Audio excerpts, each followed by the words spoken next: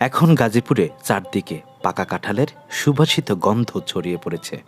হাটে বাজারে প্রতিদিন বিক্রি হচ্ছে হাজার হাজার কাঁঠাল। গাছ থেকে কেউ পারছে, কেউ খাচ্ছে, কেউ বা বিক্রির জন্য হাট বাজারে নিয়ে যাচ্ছে।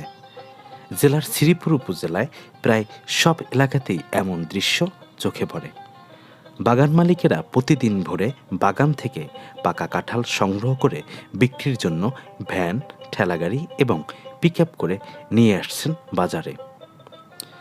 বর্তমানে এ অঞ্চলে চলছে কাঁঠালের ভরা মৌসুম।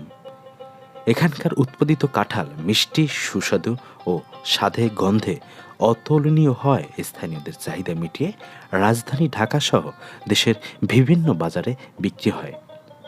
জানা যায়, গাজীপুরের শ্রীপুর উপজেলার জৈনা বাজারে বসে দেশের সর্ববৃহৎ কাঁঠালের বাজার।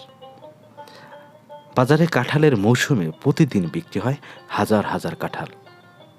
সব সময় কাঁঠালের বেচাকেনা চলে, তবে জমজমাট থাকে ভোর থেকে সন্ধ্যা পর্যন্ত।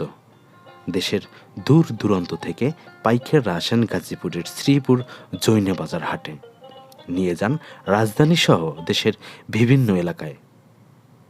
বাগান থেকে বাজারে আনা, কেনাবেচা, গাড়িতে উঠানো, নামানো সহ এ বাজারে নানা কাজ করে শত শত লোক। জৈনা বাজারের আশেপাশে অনেক কাঁঠালের বাগান রয়েছে।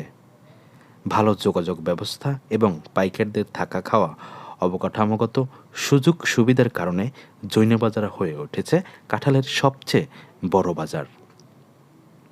এছাড়াও গাজীপুরের কাপাসিয়া, আমরাইত, বর্মি, এমসি বাজার, নয়নপুর বাজার, রাজাবাড়ি, বাগের বাজার, বানিয়ারচালা, ভবানীপুর ও ঢাকা ময়মনসিংহ মহাসড়ক ঘেঁষে বড় বড় কাঁঠালের বাজার বসেছে।